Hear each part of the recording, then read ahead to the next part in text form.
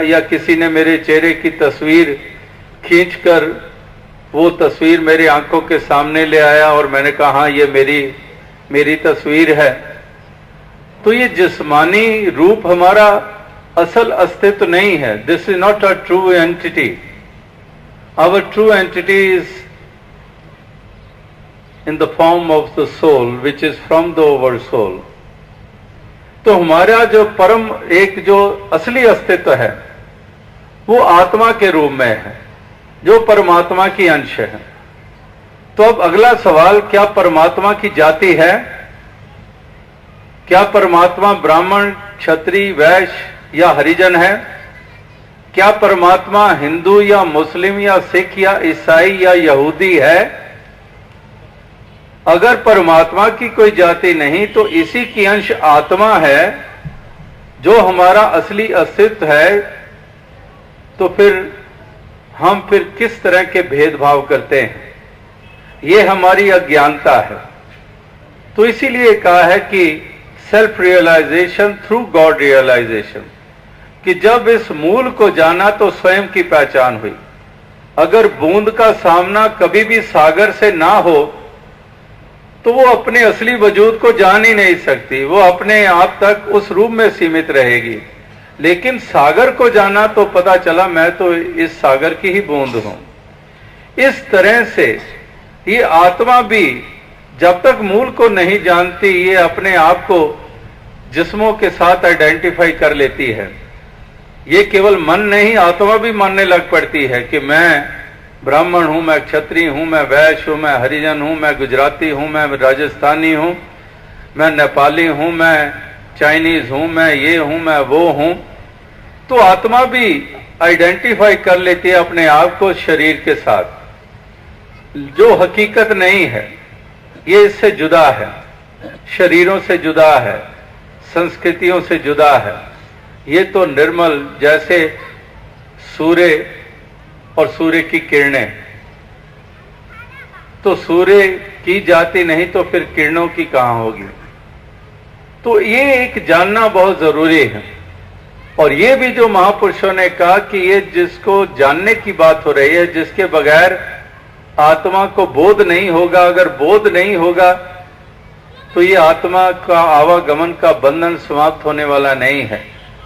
ये इसी तरह से जन्मती मरते रहेगी शरीरों के रूप में, ये उन्हीं को धारण करती रहेगी। जैसे भगवान कृष्ण ने कहा कि आत्मा जैसे जिस्म धारण करती है, जैसे कि कोई वस्त्र धारण करता है, कोई जिस्म वस्त्र धारण करता है, वैसे ही ये आत्मा शरीर धारण करती है। ये वस्त्र बदलते रहते हैं।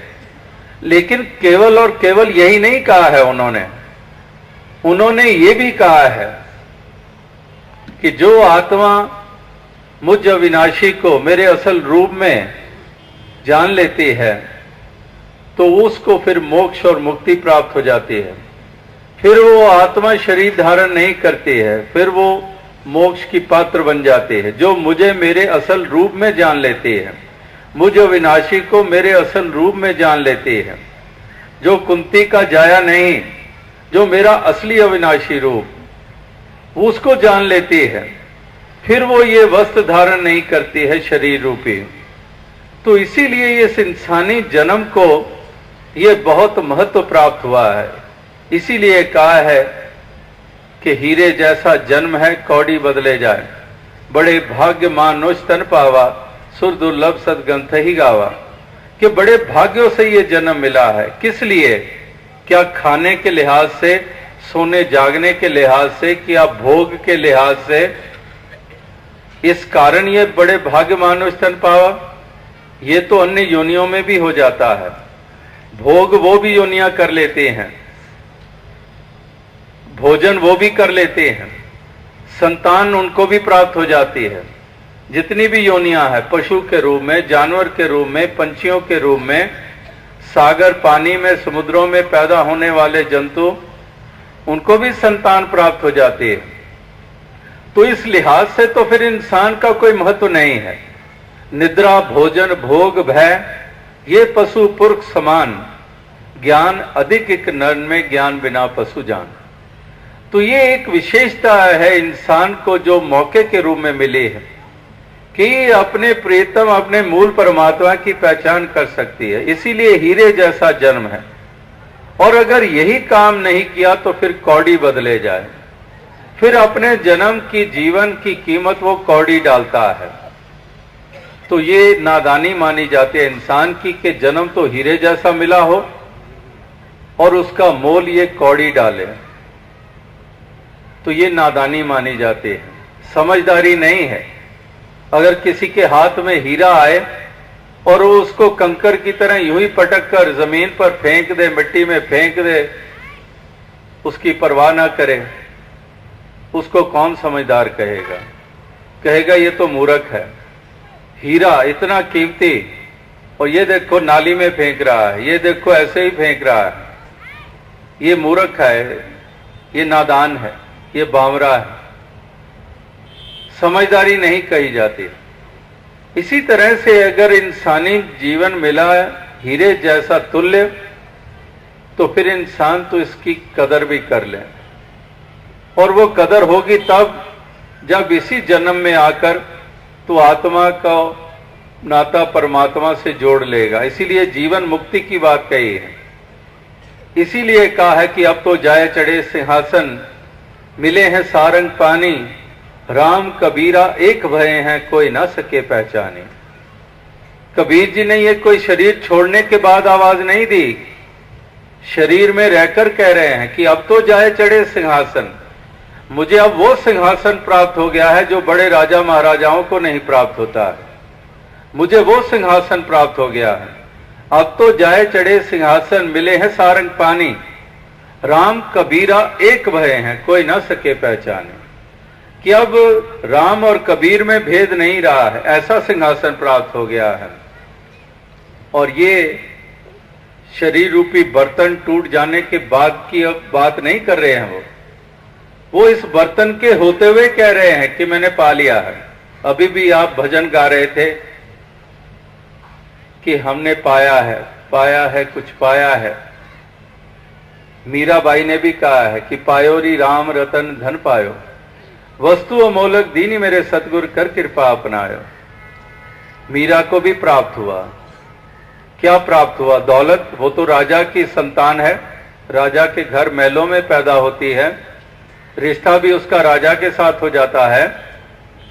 तो इसका मतलब वो दुनियावी पदार्थों की प्राप्ति नहीं, जो प्राप्त हुआ है वही उसको नचा रही है, वो नाच रही है, वो गली गली आवाज दे रही है कि पायो री राम रतन धन पायो, वस्तु अमोलक दीनी मेरे सतगुरु कर कृपा बनायो। कि वस्तु अमोलक जिसका मोल नहीं डाला जा सकता है, दुनिया की तमाम दौलतों को एक तरफ रख दें, इसका मोल डाल दें, नहीं, ये तो एक श्वास का भी नहीं मोल डाल सकते। इतने दुनिया की तमाम दौलतें एक तरफ और दूसरी तरफ एक श्वास हमारा, केवल एक श्वास। कोई इतनी दौलतों से एक श्वास भी नहीं खरीद सकता है। गया सो गया।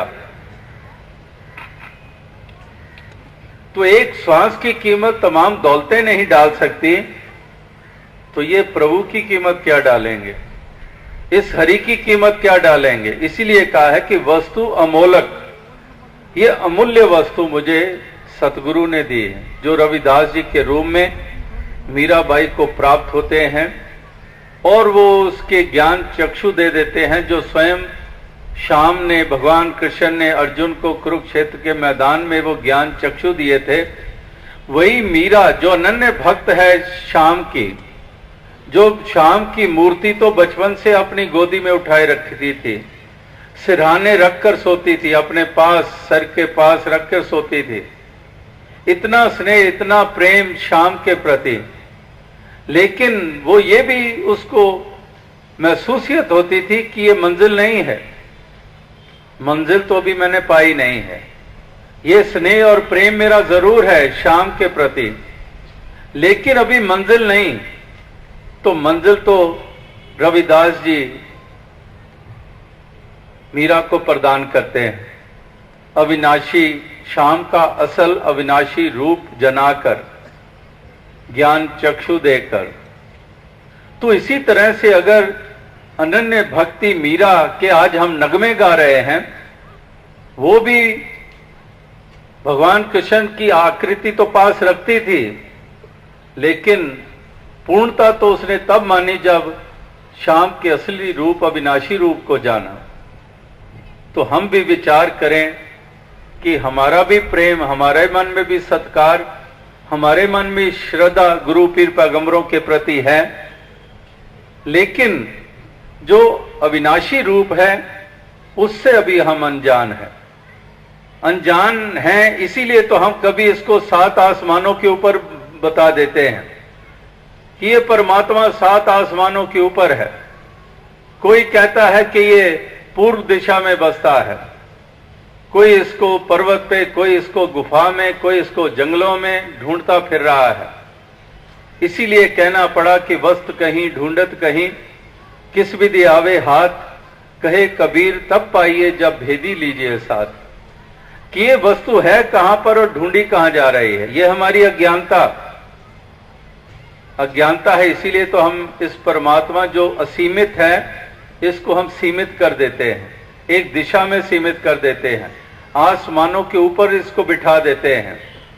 जो सर्वव्यापी है, जो कण कण में है, जमी जमा के विखे समस्त एक ज्योत है, जो जमीन जमा में समाई हुई है, जलस्थ हुई थलस्थ हुई, जल थल मैयल पूर्या स्वामी सृजनहार। कि ये जलथल में समाया हुआ है, हर रगे हर थाई, हर जरे जरे में किस शान से, हर जरे में किस शान से तुम जलवा नुमा हो, हर जरे वे सूरत तेरी, हर पत्ते ते तेरा ना, इधर उधर चार चुफेरे तेरी सूरत तक दाहा। ये अवतार वाणी में भी पढ़ते हैं कि हर जर्रे में, एक तरफ हर जरा और दूसरी तरफ हम इसको सीमित कर देते हैं। ये हमारी अज्ञानता है। तो महापुरुष संत जन कहते हैं, शायर लोगों ने भी कहा है कि खुदा वो हरगिज खुदा नहीं है जो उधर तो है और इधर नहीं है। वो खुदा नहीं हो सकता है क्योंकि इसका गुण है सर्वव्यापकता, omnipresent. God is omnipresent, और हम इसको सीमित कर देते हैं।